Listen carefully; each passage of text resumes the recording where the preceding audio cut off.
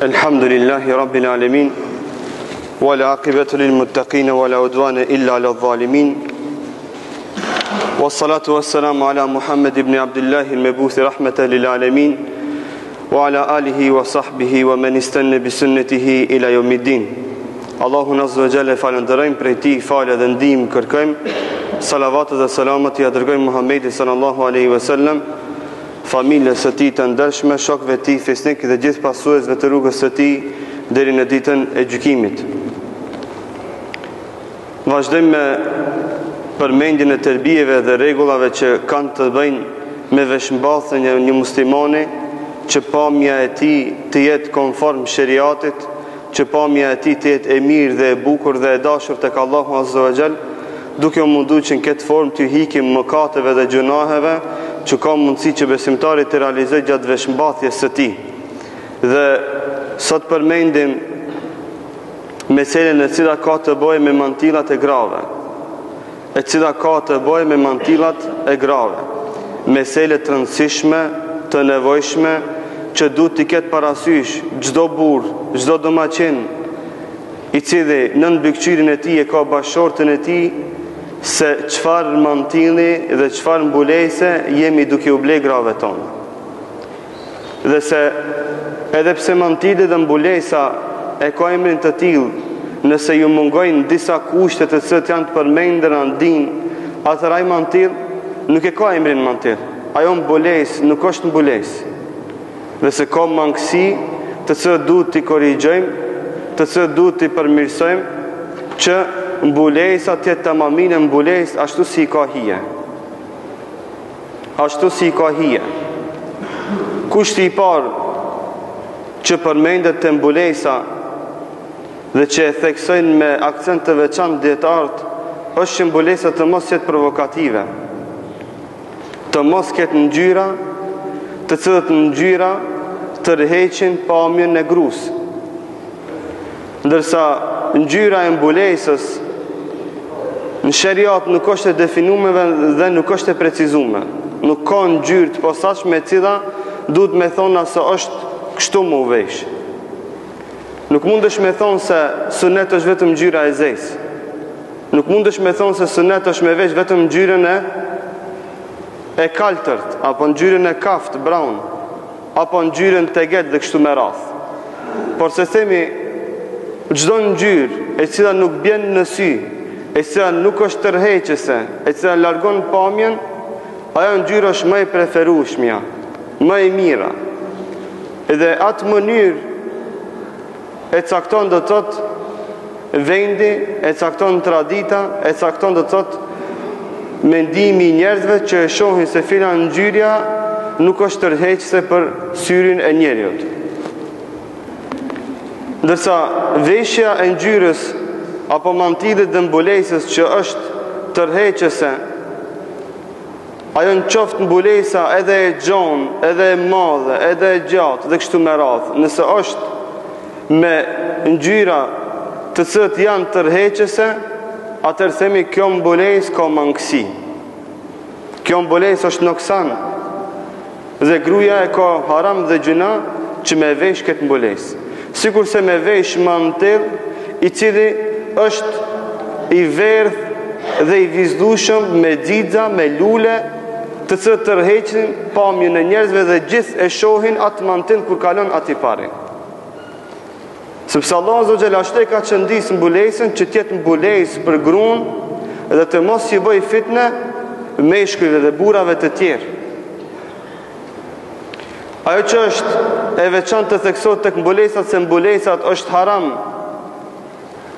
me i vesh të ngushta, të cilët mbulesa përshkruajnë trupin, të cilët vizatojnë vijat e trupit të femrës. Atëherë, kjo nuk është mbulesë.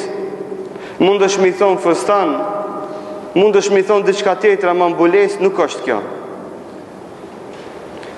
Kjo çdo sen mund të jetë, ama mbulesë nuk është. Nga se ka emrin mbulesë, nga se nuk e mbulon trupin, bile përkundrazi e zbukuron dhe e vizaton. Dhe kjo shakton fitne dhe të lashe më të mdoja, se sa me dal ajo me një gjaket dhe me një etek. që du të kemi parasysh se mbulesa është për ta mbulu trupin e femrës, që të mos si vizatohet trupi i saj. Sepse për ndryshe, se kemi arrit qëllimin e mbulesës, se kemi arrit qëllimin e mbulimit të femrës të trupit të saj. Që të kemi parasysh që këto gabime të mos i bëjmë. Për këtë shak Allah azza në Kur'an përmend wala yubdina zinatahunna, thotë edhe gratë të mos i shfaqin bukuritë e saja. Të mos i shfaqin bukuritë e saja. Kjo është qëllimi dhe poenta e mbulesës. Që mos t'i vizatohet trupi se ajo është e shnosh apo është e dopt. është e bëjshme apo nuk është e bëjshme. Du të kemi parasysh që na të mos lejojmë që gratë të cilët i kemi nën kujdesin tonë, nën mbikëqyrjen tonë me dalë prej shtëpive tona me këto gabime dhe me kësi lloj mbulese. Por se duhet që ta korrigjojmë dhe ta përmirësojmë këtë element e cila do të prish emnin e mbulesës. Atë që e përmendim këto është që mbulesa të jetë edhe e gjatë, të mos jetë e shkurt. Të mos jetë e shkurt. Na i kemi përzi kablat në zamanin e fundit. Burrat pantallonat i lëshojnë sa s'ban, gratë i shkurtojnë mantillat. Këto janë realitetet tona të ethta. Nuk është aq problem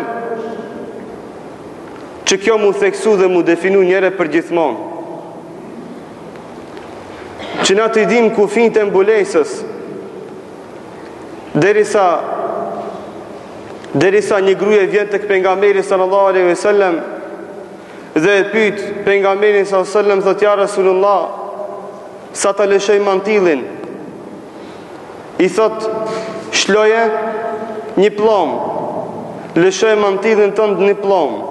Thotë ja Rasulullah, me lëshu një plom, ka mundësi me mu shplu trupi, ka mundësi me mu du kama. Është për qëllim zogza e kamës, themrat e kamës.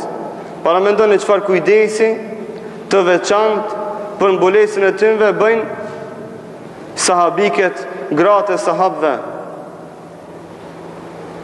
Dhe i parashtrojnë këto pyetje hiç pa marrë. I thot pejgamberi sallallahu alajhi wasallam, nëse të duket pak një plon, atëherë shtohet një brill. Dhe e pyet gruaja tjetër pejgamberin sallallahu alajhi wasallam, pyetja që më njëherë neve ka më ardhur ndërmend, thotë ja Rasulullah, na kur vim në xhami apo kur dalim në qytet, kalojmë rreth vendeve ku ka papastërtina. Vendeve ku ka papastërtina të ndryshme. Dhe mantilli jon e prek atë papastërti. I thot pejgamberi sallallahu alajhi wasallam asaj grus, yutahhiruhu ma ba'dahu. Thot atë mantill e pastron dhevi i pastër që vjen manaton. Ti kalon aty, ndoshta prek diçka, ama me dhej të hec, apet i tha pastrohet e njëjta. Ama me rëndësi është që gruaja të ketë kujdes që mantilli i saj të jetë i gjatë, spaku t'ja mbulon këmbët e saja, që të mos i dukën këmbët, që të mos i dukën themrat, e jo me bo të kundërtën që gratë t'i bëjnë mantillat e shkurta që një pjesë të këmbëve mi u duk atymve. Na ketë kur po i themi pse gratë tona kanë mantilla dhe na jemi krenar me ketë. Sepse me pas konë me një vend ku s'ka hiq mantilla, nësi këshmi majt hiq këtë ders. Por kemi qef, masi që gratë tona, matrat e tona në këtë gjek, këtë nëzet, bajnë mantill, sakrifikojnë për hirtë Allahut azza wa jall, dhe lodhen dhe i përballojnë gjitha sfidat dhe të lashet që i ka mantilli në vete, që lusim Allahun të shpërblen gratë për këtë sakrifikim. Kemi qef vetëm me gdhenjë të pak mantillin, vetëm pak me rregullu, që se vapi tamam të shkoje në vend, jo me qortu, jo me nënçmu, jo me zhduk. Përkundrazi, kjo është krenaria jonë që na e përmendim, dhe kemi qef që shpërblimi t'i shkon në grave në vend, që të mos humbin asgjë nga shpërblimi i tyre.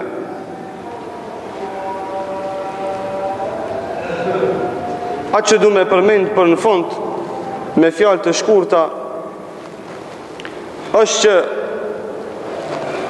xhamia për me plotësu kvotën e saj i duhen së paku 120 antar nivel vjetor. Vitin e kaluar kemi pas 75 antar, të cilët kanë paguajt antarësi nivel vjetor 1200 dinar apo 20 euro. Vitin e kaluar kemi bo 75. Këtë vit 2013 për 75-ve henës 20 se kanë paguajt ala antarësi. E të mos flasim se duhen edhe 50 apo 60 që mu plotësu kvota. Kjo është një obligim shumë simbolik ndaj xhamis, ndaj çdo xhamie në Shkup, që do të thotë duhet kemi parasysh që çdo kush që se ka paguajt vitin e kaluar apo këtë vit më mirë thon antarësinë vitin e kaluar me ka paguajt, të drejtohet te këshilltarët arkatarët, të bën pagesën e antarësisë që nivel vjetor i bet 3 dinar në ditë me paguajt. 1200 dinar kur ta pjesëtojsh për 360 hajt ditë, dalin 3 dinar në ditë me paguajt për xhami. Kjo ishte do të thotë një përkujtim për xhamatlit antar të kësaj xhamie dhe ato që dojnë mu antarësu, mu bo pjesëtar të kësaj xhamie. Kulusim Allahun azza wa jall, gjithëve të jep bereqet. Kulusim Allahun subhanahu wa taala gjithëve të na shpërblej për mundin dhe sakrifikimin që e bëjmë, ku dhe njëkohësisht e lusim Allahun këtë ditë xhumoj që gjithëve edhe të na i fal gjunahet. Aqulu qawli hadha wastaghfirullaha li wa lakum fastaghfiruhu innahu huwal ghafurur rahim.